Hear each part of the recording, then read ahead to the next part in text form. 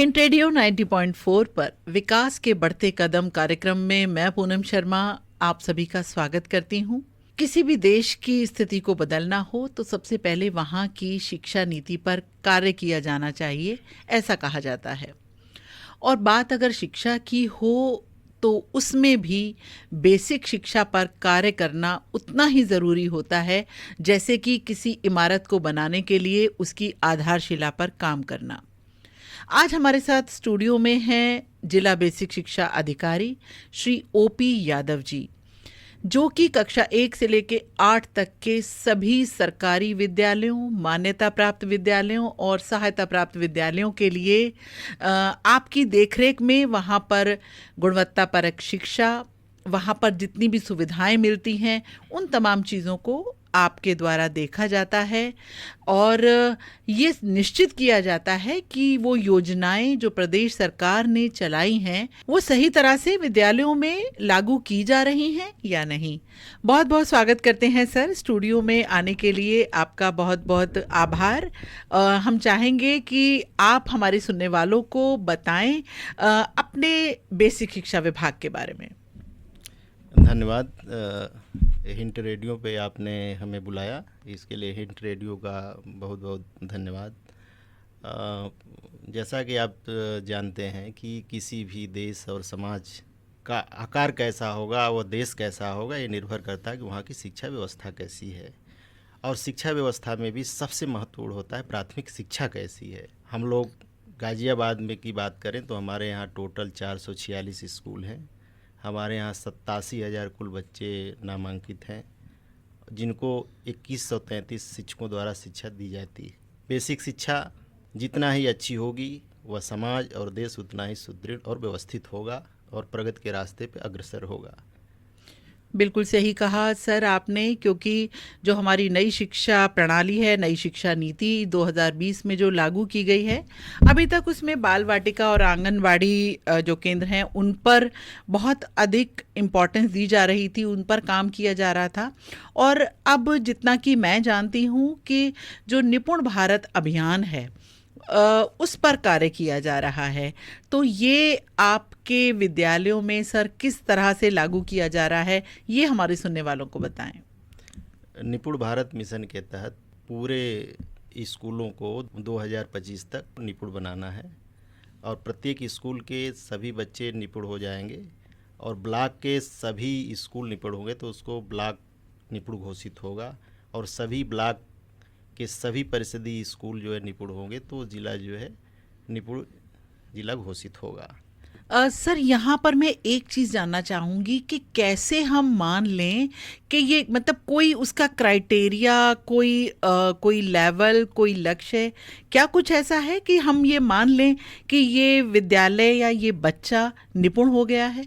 हाँ, जो है कि कक्षा वाइज निपुण लक्ष्य निर्धारित किए गए हैं, दक्षताएं निर्धारित की गई हैं। जैसा कि कक्षा 1 के लिए 2 अक्षर से बने 5 सरल शब्द अगर बच्चा पढ़ लेता है तो उसको निपुण माना जाएगा। कक्षा 2 में अगर बच्चा 45 शब्द प्रति मिनट के धारा प्रवाह से पढ़ लेता है और 75% प्रश्नों का उत्तर देता है तो उसे निपुण माना जाएगा। इसी तरह कक्षा 3 में 60 शब्द प्रति मिनट के धारा प्रवाह से पढ़ ले और 75% प्रश्नों के उत्तर वो सही दे ले तो उस बच्चे को निपुण माना जाएगा। जी, तो ये रही हमारी भाषा, यानी कि भाषा में निपुण होना हम उसे निपुण मान लेंगे, या किसी और विषय में भी ये बात लागू होती है? भाषा के साथ गणित में भी अगर बच्चे गणित में भी कक्षा 1 और 2 के लिए निपुण लक्ष्य निर्धारित किए गए हैं, उनकी दक्षताएं निर्धारित की गई हैं। अगर वो बच्चा लक्ष्य को और अपनी दक्षताओं को प्राप्त कर लेता है तो उसे निपुण बच्चा घोषित किया जाएगा। जी, यानी कि जो हमारे आधारभूत विषय हैं भाषा और गणित, इसमें एक मिनिमम लर्निंग लेवल डिसाइड किया गया है, एक क्राइटेरिया। अगर वो बच्चा प्राप्त कर लेता है तो वो निपुण माना जाएगा और किसी कक्षा के सारे बच्चे वो दक्षता या वो लक्ष्य प्राप्त कर लेते हैं तो वो पूरा विद्यालय और इसी तरह से ब्लॉक, उसी तरह से फिर जनपद और उसके बाद में संपूर्ण उत्तर प्रदेश। तो ये हमारा निपुण भारत अभियान का परिचय दिया अभी हमारे साथ जिला बेसिक शिक्षा अधिकारी श्री ओपी यादव जी ने। सर, सरकारी विद्यालयों के बारे में एक आम धारणा है कि एक स्टेटस सिंबल बना लेते हैं जो हमारे पेरेंट्स होते हैं कि हम सरकारी विद्यालय में भेजेंगे तो लोग क्या कहेंगे, कि कहीं ऐसा तो नहीं कि इन्होंने अपने बच्चे के भविष्य की बिल्कुल चिंता नहीं की और इनको सरकारी विद्यालय में भेज दिया। ये बात हम आपसे जानना चाहते हैं कि सरकारी विद्यालय में भेजना कितना सही है, यहाँ क्या क्या सुविधाएं मिलती हैं सर? नहीं, जैसा कि आपने बताया कि सरकारी स्कूलों के विषय में ऐसी धारणा है, धारणा वो केवल धारणा है और वो उसमें वास्तविकता नहीं है। सरकारी स्कूल को अगर हम देखें तो बेसिक के स्कूल में जो पढ़ाने वाले टीचर्स हैं काफ़ी योग्य हैं, प्रशिक्षित होते हैं। उनकी योग्यताएं अगर आपको पता है, बीएड होते हैं, बीटीसी होते हैं, टीईटी पास करके, सुपर टीईटी पास करके उसमें नियुक्त होते हैं और उनका समय समय पर बेसिक शिक्षा की तरफ से, शासन की तरफ से उनका अच्छा और प्रभावी प्रशिक्षण किया जाता है। ऐसी स्थिति में और हम लोग देखें तो अगर भौतिक उनकी अवस्थापना सुविधाओं के संदर्भ में देखें तो आजकल जो परिषदीय स्कूल हैं काफ़ी सुदृढ़ हैं। साथ ही कैसे बच्चे को निपुण बनाना है उसके लिए हमारे यहाँ विभिन्न प्रकार के टीएलएम, प्रिंट रिच मटेरियल भी आए हुए हैं। तो ऐसी स्थिति में एक तरह केवल एक धारणा और अफवाह फैलाई गई है कि बेसिक शिक्षा में पढ़ाई नहीं होती है या वहाँ पे हमें भेजने से मेरा एक अफवाह की तरह से एक धारणा बनाई, उसमें वास्तविकता नहीं है। बिल्कुल सही बात है, क्योंकि अगर एक क्राइटेरिया है कि जो टीचर्स को पार करके आना होता है तभी वो सेलेक्ट होते हैं as a teacher government school में, तो निश्चित रूप से वो सारी चीज़ें उन पर लागू नहीं होंगी। तो ये तो रही सर टीचर्स की बात। अगर हम बात बच्चों की करें तो कोई बच्चा क्यों आए, क्या क्या सुविधाएं मिलती हैं आपके विद्यालय में, ये हम आपसे जानना चाहेंगे। हमारे सरकारी स्कूल में बच्चा क्यों आए, क्योंकि हमने प्रत्येक स्तर पे बच्चे को सुविधाएं उपलब्ध कराई हैं। जहां हमारे स्कूल इसमें कायाकल्प की योजना के अंतर्गत 19 पैरामीटर्स पे संतृप्त हुए हैं, वहीं पे बच्चे को कैसे गुणवत्ता युक्त शिक्षा और हैप्पी वातावरण में, आनंदमय वातावरण में उसको हम शिक्षण उसको कराएं, वो बच्चा खुद करके सीखे, वो खुद एक्टिविटी करे, खुद करके सीखे। ऐसी व्यवस्था हमारे जो नई एजुकेशन पॉलिसी में भी है और हम लोग उस पर काम भी कर रहे हैं। हम बच्चे को निःशुल्क यूनिफॉर्म दे रहे हैं, निःशुल्क जूते मोजे दे रहे हैं, निःशुल्क एनसीईआरटी बेस्ड अच्छी किताबें दे रहे हैं, हम बच्चे के लिए अच्छे टीचर्स दे रहे हैं, हम जो दिव्यांग बच्चे आ रहे हैं उनके लिए अच्छी सुविधाएं दे रहे हैं, उनको लो विजन वाले जो बच्चे हैं उनको किट्स दे रहे हैं, हम होम बेस्ड एजुकेशन भी उनके लिए कर रहे हैं। जो आउट ऑफ स्कूल बच्चे हैं जो किसी कारणवश किसी स्कूल में एडमिशन नहीं लेते हैं उसका हम सर्वे कराते हैं, सर्वे करा करके उसके नज़दीक के स्कूल में संगत एज के अनुसार उसकी कक्षाओं में एडमिशन कराते हैं। हमारे तरफ से या सरकार की तरफ से तमाम तरह की फैसिलिटीज़ दी जा रही है। सर ये मैंने सारी बातें समझी। सर यहाँ पर होम बेस्ड एजुकेशन के बारे में थोड़ी सी और जानकारी आपसे चाहेंगे। होम बेस्ड एजुकेशन का मतलब ये है कि जो बच्चा दिव्यांग है वो स्कूल नहीं आ सकता है, उसको हम घर पे ही, उसके घर पे ही जो विशेष टीचर्स हैं उनको भेज करके उसका हम एजुकेशन देते हैं। जी, ये तो बहुत अच्छी सुविधा है, यानी कि जो दिव्यांग बच्चे हैं उनको भी मुख्य धारा से जोड़ने का काम बेसिक शिक्षा विभाग करता है। इसी के साथ साथ मिड डे मील एक बहुत बड़ी योजना जो कि पूरे भारत में लागू है। सर उसके बारे में आप थोड़ी सी जानकारी हमारे सुनने वालों को दें। हमारे यहाँ सभी स्कूलों में मिड डे मील बनता है। उसमें मिड डे मील प्रत्येक 7 दिन मेनू निर्धारित है, उस मेनू के अनुसार ही बच्चों को मिड डे मील दिया जाता है। सोमवार के दिन एक बच्चे को जो है कि मौसमी फल दिया जाता है, बुधवार के दिन बच्चे को दूध दिया जाता है। जी, यानी कि जो रोज़ मिड डे मील मिलता है उसके अलावा उसको हम फल और दूध इस बात का भी ख्याल रखते हैं। तो ये बेसिक शिक्षा विभाग की एक बड़ी उपलब्धि ही कहेंगे। तो सर, विगत वर्षों के अपेक्षाकृत जो नामांकन है आपके स्कूल्स में, वो बढ़ रहा है या घट रहा है?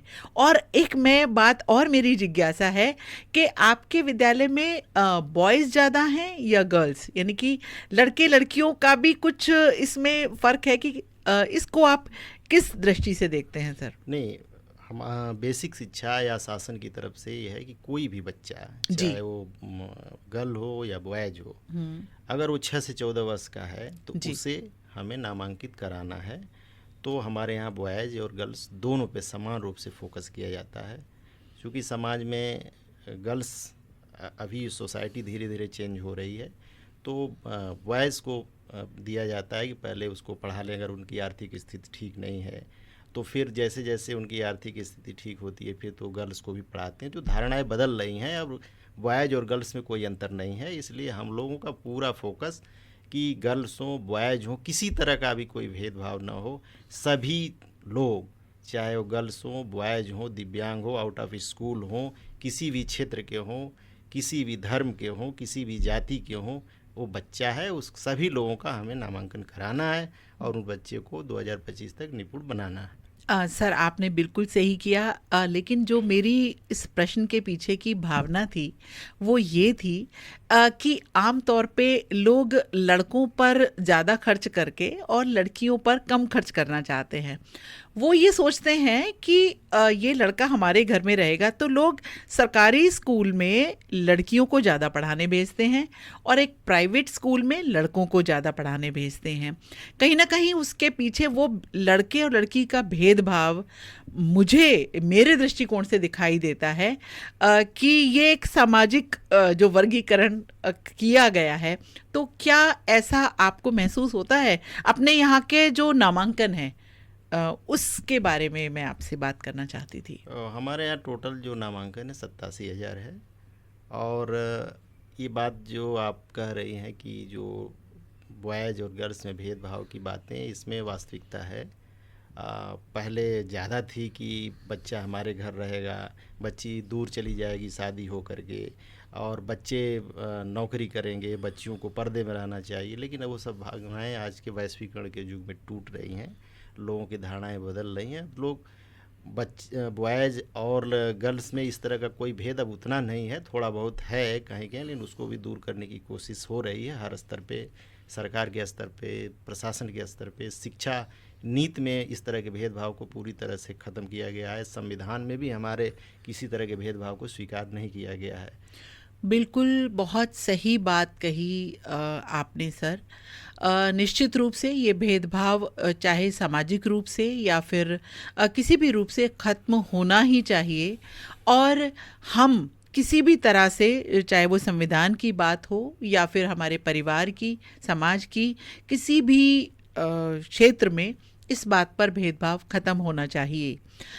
सर, परिषदीय विद्यालयों में जो बच्चों को मिलने वाली सुविधाओं के बारे में हम बात कर रहे थे, तो दिव्यांग बच्चों के लिए क्या क्या सुविधाएं आपके विद्यालय में मिल सकती हैं या मिलती हैं, या जो लोग इसके बारे में नहीं जानकारी रखते हैं उनको जानकारी मिल जाए आज आपके बताने से? तो इसके लिए मैं चाहूँगी कि आप इस पर थोड़ा प्रकाश डालें। हमारे विभाग के द्वारा समेकित शिक्षा के अंतर्गत दिव्यांग बच्चों पर विशेष फोकस किया गया है। दिव्यांग बच्चे का सबसे पहले सर्वे कराया जाता है। अगर कोई दिव्यांग बच्चा है तो उसको नज़दीक के स्कूल में संगत कक्षाओं में उसका एडमिशन कराया जाता है। जहाँ तक मैं जानती हूँ शायद कुछ परसेंटेज भी निर्धारित की जाती हो, यानी कि वो परसेंटेज आप लोग नापते होंगे अपने किसी भी तरीके ये से। स्वास्थ्य विभाग के द्वारा उसको जी। चेक किया जाता है और प्रमाण पत्र दिया जाता है, और स्वास्थ्य विभाग जिसको दिव्यांगता प्रमाण पत्र देता है जी। उसको हम लोग जो है स्कूलों में एडमिशन कराते हैं। और दिव्यांग बच्चों को भी शिक्षा हम सामान्य बच्चे के साथ ही देते हैं। ओके।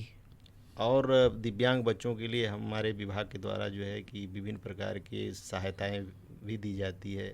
हमारे यहाँ समेकित शिक्षा के अंतर्गत जो दिव्यांग बच्चे हैं उनको जो है उनकी आवश्यकता अनुसार सहायक उपकरण उपलब्ध कराए जाते हैं। जो बच्चे इस वर्ष 2024-25 में 180 दिव्यांग बालिकाओं को 2,000 रुपये की दर से स्टाइपेंड दिया गया है। जो दिव्यांग बच्चे अति गंभीर हैं जी, जो स्कूल जो है अपने स्वयं से नहीं आ सकते, उनके माता पिता उनको स्कूल तक छोड़ते हैं, ऐसे 120 अति गंभीर दिव्यांग बच्चों को 6,000 रुपये की दर से स्कार्ट अलाउंस भी दिए जा रहे हैं। दृष्टि दिव्यांग जो बच्चे हैं उनको जो है आवश्यकता के अनुसार ब्रेल की पुस्तकें और लो विजन किट भी उपलब्ध कराए जा रहे हैं। यानी कि वो दिव्यांग बच्चे इस वजह से शिक्षा से वंचित ना रहें कि उनके पास सहायक उपकरण नहीं है या कोई उन्हें लेकर आने वाला नहीं है, या फिर उनको ये भी महसूस नहीं होने दिया जाए कि वो दिव्यांग हैं, कि उनको अलग से पढ़ाया जा रहा है। इसलिए उनको मुख्य धारा से जोड़ते हुए आपके ही विद्यालयों में ये शिक्षा प्रदान की जाती है। बहुत ही पुनीत और पुण्य कार्य है, इसके बारे में मैं यही कहूँगी। पूरे प्रदेश में मिशन शक्ति इस समय संचालित है। सर, हम जानना चाहेंगे कि परिषदीय विद्यालयों में बालिकाओं के लिए, उनको सशक्त बनाने के लिए क्या क्या योजनाएं संचालित हैं? मिशन शक्ति फेज 5 पूरे प्रदेश में चल रहा है। इसके तहत जो है बेसिक शिक्षा विभाग भी मिशन शक्ति को बढ़ चढ़ करके भाग ले रहा है। जैसा कि आपने कहा कि मिशन शक्ति में बच्चियों को सुरक्षा, सम्मान और स्वावलंबन के तहत उनको जो है हमें सशक्त करना है। लेकिन अगर बच्चियों को शिक्षा नहीं दी जाएगी तब तक वो सशक्त नहीं होगी। बिल्कुल बेसिक सही। शिक्षा विभाग का सबसे महत्वपूर्ण दायित्व है कि कोई भी बालिका शिक्षा से वंचित न रह जाए जी, उसका एडमिशन किसी न किसी स्कूल में कराना अनिवार्य है। मिशन शक्ति के तहत हमारे बेसिक शिक्षा विभाग में गाजियाबाद में रानी लक्ष्मीबाई आत्मरक्षा प्रशिक्षण सभी छात्राओं को दिया जा चुका है। सेल्फ डिफेंस कोर्स दिया चुका है। हमारे यहाँ प्रत्येक विद्यालय में मीना मंच का गठन हुआ है जी। मीना मंच के माध्यम से सभी बच्चियों को जो विभिन्न प्रकार के हेल्पलाइन नंबर हैं उनके विषय में हम लोग बताते हैं जी। प्रत्येक शनिवार को उनको जो है जीवन कौशल का प्रशिक्षण भी दिया जाता है जी। बच्चियों को के साथ किसी तरह का भेदभाव न हो, इस तरह के भी मीना मंच के माध्यम से गुड टच बैड टच के विषय में उनको प्रशिक्षण दे दिया जाता है जी। और विभिन्न प्रकार के उनके जो और से अधिकार हैं उनको उनके लिए और जो विभिन्न योजनाएं चल रही हैं उनके विषय में भी उनको बताया जाता है। जी हाँ, बहुत महत्वपूर्ण है इस समय बच्चियों को उनके अधिकारों के बारे में और क्या सही है और क्या गलत है इसके बारे में जानकारी देना, क्योंकि जो 6 से 14 वर्ष तक के बच्चे आपके विद्यालयों में पढ़ते हैं और यही वो समय होता है जो जरा भी अगर उन्हें गलत शिक्षा मिल जाए तो भटकते देर नहीं लगती। ऐसे में बहुत महत्वपूर्ण जिम्मेदारी हो जाती है बेसिक शिक्षा विभाग की। सर, हम जहाँ तक जानकारी रखते हैं केवल बालिकाओं के लिए आवासीय विद्यालय भी आपके विभाग में संचालित हैं, उनके बारे में हम आपसे जानकारी चाहते हैं। गाजियाबाद में 4 आवासीय बालिका विद्यालय स्थापित है जिसको कस्तूरबा गांधी बालिका विद्यालय के रूप में जानते हैं जी। हमारे यहाँ 4 कस्तूरबा गांधी बालिका विद्यालय स्थापित हैं। एक रजापुर में, दूसरा मुरादनगर में, भोजपुर मुकीमपुर में और लोनी में। तो सर, यहाँ पर कितनी बच्चियाँ एक समय में रह सकती हैं और क्या क्या सुविधाएं उनको वहाँ पर मिल सकती हैं? प्रत्येक कस्तूरबा गांधी बालिका विद्यालय में 100 बच्चियों का नामांकन अनिवार्य है। हमारे यहाँ सभी विद्यालयों में 100 नामांकन है। कस्तूरबा गांधी बालिका विद्यालयों में आवासीय विद्यालय हैं, बच्चों को रहने की सुविधाएं हैं, बच्चों को खाने की अच्छी व्यवस्था है, बच्चियों के लिए हमारे यहाँ कंप्यूटर लगे हुए हैं जो खान एकेडमी के माध्यम से उनको गणित के विषय में जानकारी दी जाती है। टीचर्स रात में भी उपस्थित रहें, दिन में वो पढ़ा रहे हैं कि नहीं पढ़ा रहे हैं इसके लिए हमारे यहाँ उनको ऑनलाइन अटेंडेंस की व्यवस्था है। बच्चियां विद्यालय में रह रही हैं कि नहीं, उसके लिए भी ऑनलाइन उपस्थिति की व्यवस्था की गई है। जी सर, कौन सी कक्षा से कौन सी कक्षा तक यहाँ बच्चों को प्रवेश मिल सकता है? क्योंकि मुझे लगता है कि ये बहुत महत्वपूर्ण जानकारी है उन बच्चियों के लिए जहाँ के माता पिता अपनी बच्चियों को साथ रखने में असमर्थ हैं या फिर वो काम पर जाते हैं। ऐसे में बच्चियों की सुरक्षा के दृष्टिगत भी ये बहुत महत्वपूर्ण और एक अच्छी सुविधा है कि उन्हें रेजिडेंशियल स्कूल गाज़ियाबाद में उपलब्ध हैं। तो सर, इतना सारे कार्य आपके विभाग द्वारा, जो कि कक्षा 1 से लेकर 8 तक, सर बात आरटीई की है, तो आपके द्वारा राइट टू एजुकेशन के लिए क्या प्रयास किए जा रहे हैं, ये हम जानना चाहेंगे। गाज़ियाबाद में भी राइट टू एजुकेशन के तहत आवेदन लिए जाते हैं। इस वर्ष भी हम लोगों द्वारा, पिछले वर्ष भी आवेदन लिए गए। हमारे यहाँ गाज़ियाबाद में इस बार कुल 3800 एडमिशन निजी विद्यालयों में कराया गया है। और जिन स्कूलों ने आरटी के तहत एडमिशन लेने से मना कर दिया है, आनाकानी किया, उसके लिए हम लोगों ने आरटी के प्रावधानों के तहत उस स्कूल के खिलाफ़ क्या कार्रवाई कर सकते हैं, उसके लिए हम लोगों ने 6 स्कूलों के खिलाफ़ कमेटी बना करके और उन विद्यालयों की मान्यता प्रत्याहार के लिए भी हम लोगों ने शासन को संस्तुति किया है। और पूरी कोशिश हम लोगों की होगी कि आरटी के तहत जो भी बच्चे लाभ ले सकते हैं, उनको हम लोग उन विद्यालयों में नामांकन 100% कराएं। बहुत अच्छी बात है। कुल मिलाकर हम ये कह सकते हैं कि एक संदेश पूरे समाज के लिए कि शिक्षा जरूरी नहीं, ज़रूरत है। हर बच्चे की, चाहे वो बालक हो या बालिका, और चाहे वो आरटीई के माध्यम से उसको शिक्षा मिले या फिर अनिवार्य शिक्षा के तहत कोई भी बच्चा बाहर ना छूटे, हर बच्चे का एडमिशन स्कूल में होना चाहिए। इस जिम्मेदारी के साथ बेसिक शिक्षा विभाग अपने कार्यों के प्रति पूरी तरह से समर्पित है। सर, शिक्षा को आजकल केवल किताबी ज्ञान नहीं बल्कि बच्चे का सर्वांगीण विकास के लिए जाना जाता है। तो बेसिक शिक्षा विभाग में पढ़ने के साथ साथ, निपुण अभियान के साथ साथ और क्या क्या चल रहा है, उसके बारे में हम आपसे जानना चाहेंगे। जैसा कि हम लोग जानते हैं कि शिक्षा केवल भाषा और गणित की जानकारी नहीं है, बल्कि व्यक्ति का, बालक का संपूर्ण विकास जो है शिक्षा के माध्यम से होता है। शिक्षा ही बच्चा आगे जाकर के क्या करेगा, वो किस तरह के समाज का निर्माण करेगा, किस तरह के देश का निर्माण करेगा, वो शिक्षा पे निर्भर करता। और उसमें भी प्राथमिक शिक्षा किसी भी देश के, किसी भी समाज की पिलर है। अगर उस पिलर को मजबूत नहीं किया गया तो समाज और देश कमज़ोर होगा। बेसिक शिक्षा विभाग कोशिश कर रहा है कि बच्चे को भाषा और गणित के ज्ञान के साथ बच्चे के अंदर किस तरह के हम अच्छे संस्कार दे सकें। अभी से आने वाली जो चुनौतियां हमारे भविष्य में हो सकती हैं, पर्यावरण की समस्या हो सकती है, तो बच्चों को अभी से हम कैसे पर्यावरण के विषय में बताएं कि आपको क्या करना है। आने वाले समय में हमारे यहाँ जल संकट की स्थिति उत्पन्न हो सकती है, तो बच्चे को हम लोग अभी से बता रहे हैं कि जल को संचय करिए, जल को सुरक्षित रखिए। आने वाले समय में विभिन्न प्रकार के जो रोग, जिस तरह के संचारी रोग के विषय में इसमें चल रहा है, बच्चे को अभी से हम लोग संचारी रोग के विषय में जागृत कर रहे हैं कि वो अपने और अपने अभिभावक को जो है कि जागरूक करें कि कैसे उससे बचाव करना है, कैसे स्वच्छता पे ध्यान रखना है। चूँकि हमारे यहाँ जो बच्चे आते हैं वो 6 से 14 वर्ष के बच्चे होते हैं, उनको अभी से अगर हम इन सब चीज़ों के विषय में बताएंगे तो आने वाली चुनौतियों से कैसे निपटना है वो सहज ढंग से और सरल ढंग से उससे निपट सकते हैं। और आने वाली जो चुनौतियाँ हमारे देश के लिए सामने खड़ी होंगी या विश्व के सामने खड़ी होंगी, उससे वो निपटने में सक्षम होंगे।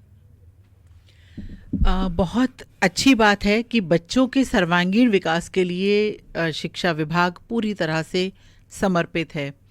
सर, यहाँ एक और, अगर मैं टीचर्स की ओर से बात करूँ तो मुझे लगता है कि जब भी चुनाव की बात आती है, निर्वाचन कार्यों की बात आती है, बूथ लेवल ऑफिसर्स की बात आती है, तो वहाँ पर शिक्षा विभाग के टीचर्स मुझे लगता है सबसे अधिक अपना योगदान देते हैं। तो सर इस विषय में मैं जानना चाहूँगी कि क्या सारे जितने भी हमारे काम होते हैं, अब जब अगर हमारे टीचर्स उनमें संलग्न होंगे तो क्या कहीं ना कहीं उससे शिक्षा बाधित नहीं होती या उस पर कोई असर पड़ता है? सर इस बारे में आपसे नहीं, जानना ये है। तो जो चुनाव होता है लोकतंत्र का महापर्व होता है, किसी भी देश की शासन व्यवस्था को चुनने का वो एक आधार होता है। और लोकतंत्र सबका होता है, जनता ही लोगों के द्वारा वो चुना जाता है। इसमें सबकी भागीदारी होनी चाहिए, चूँकि टीचर्स एक ऐसा वर्ग है जो योग्य होता है, वो सारी चीज़ों को जानता है, समझता है। इसलिए आप ये उम्मीद करता है देश और कोई भी समाज की टीचर्स अपने पढ़ाई के साथ साथ जो इस तरह के पर्व होते हैं जनसंख्या जनगणना की और चुनाव की, उसमें भी वो भागीदारी करे। इससे शिक्षा व्यवस्था, चुनाव का जो समय होता है वो 5 साल बाद 1 वर्ष में आता है। ऐसी स्थिति में ये कहना कि टीचर्स को इसमें लगाने से पढ़ाई पे कोई प्रतिकूल प्रभाव पड़ेगा, ऐसा नहीं है। चूँकि इस देश में सभी वर्ग, सभी प्रशासनिक तंत्र, शिक्षक, आंगनबाड़ी सभी लोग मिलकर के काम करते हैं और उस बड़ा उत्सव होता है। और लोकतंत्र को सरकार को चुनने का, सरकार को स्थापित करने का, चूँकि वही सरकार फिर विकास के कार्यों में काम करती है, इसलिए सबको मिल करके उसमें काम करना चाहिए। बहुत सुंदर बात कही है, क्योंकि विश्व के सबसे बड़े लोकतंत्र का हिस्सा होने का गौरव हम सबको प्राप्त है। तो ये हमारे लिए गर्व की बात है कि हम उसके लिए अपना कोई योगदान दे रहे हैं, चाहे वो श्रम की बात हो या फिर समय की बात हो। और उसके लिए एक हम समय का प्रबंधन अपने आप कर लेते हैं जब हम, क्योंकि सबके पास अपना अपना समय होता है और हम अपनी इच्छा के कार्य अपने अनुसार उसको बांट लेते हैं और आगे बढ़कर उसको पूरा करते हैं। चलते चलते अंत में हम आपसे जानना चाहेंगे कि जो एक माइंडसेट, एक जो आम अवधारणा सरकारी विद्यालयों के बारे में आम जनता की बनी हुई है, उसको मिथक साबित करते हुए क्या संदेश देंगे आप हमारे सुनने वालों को? जाते जाते हिंट रेडियो के माध्यम से हम संदेश देना चाहेंगे। सबसे पहले मैं संदेश देना चाहूँगा शिक्षा विभाग में जुड़े हुए सभी लोग जो इसी सिस्टम से जुड़े हुए हैं, चाहे वो शिक्षक हों, बेसिक शिक्षा अधिकारी हों, खंड शिक्षा अधिकारी हों, कि जो ये धारणा बनी हुई है कि बेसिक शिक्षा के स्कूलों में पढ़ाई नहीं होती है, इसको तोड़ना है और हमें अपने को साबित करना है कि हमारे यहाँ पढ़ाई होती है, हमारे यहाँ योग्य शिक्षक हैं। सभी शिक्षकों से मैं अनुरोध करूँगा कि वो समय से स्कूल में आएँ, अनुशासन बनाए रखें। जो बच्चे नामांकित नहीं हैं उनका नामांकन कराएं। जो बच्चे आउट ऑफ स्कूल हो जाते हैं या रेगुलर नहीं आते हैं उनके लिए प्रयास करें, उनके गार्जियन से रेगुलर बात करें, संवाद स्थापित करें। अगर हम गार्जियंस से संवाद स्थापित करेंगे तो निश्चित तौर पे जो धारणा है वो गलत साबित होगी और हम यह साबित करने में सफल होंगे कि सरकारी स्कूलों में पढ़ाई होती है, गुणवत्ता युक्त पढ़ाई होती है और सरकारी स्कूल के पढ़े हुए बच्चे आगे भी जाएंगे और देश के निर्माण में योगदान करेंगे। सर ये तो आपने संदेश दिया अपने विभाग के लोगों को, आम जनता के लिए भी आपकी ओर से एक अपील। हम साथ ही अपने विभाग और टीचर्स से अनुरोध करने के साथ हम अभिभावक से अनुरोध करेंगे कि वो अपने बच्चे को स्कूल ज़रूर भेजें। हाथ पे खाना रख के खा लें, लेकिन बच्चे को पढ़ाई पर विशेष ध्यान दें। शिक्षा के बिना बदलाव संभव नहीं है। जब तक आप शिक्षा बच्चे को नहीं देंगे ना आपके परिवार में परिवर्तन आएगा, परिवार में परिवर्तन नहीं आएगा तो समाज में परिवर्तन नहीं आएगा, और समाज में परिवर्तन नहीं आएगा तो देश में परिवर्तन नहीं आएगा। यदि आपको परिवार को, समाज को, देश को बदलना है, तरक्की के रास्ते पे ले जाना है, देश को, अपने देश को वैश्विक मंच पे समृद्ध करना है, सुदृढ़ करना है, तो निश्चित तौर पे प्राथमिक शिक्षा को आपको, बच्चे को और आगे की शिक्षा को आवश्यक है कि उसको, बच्चे को शिक्षा दी जाए, उसका नामांकन कराया जाए।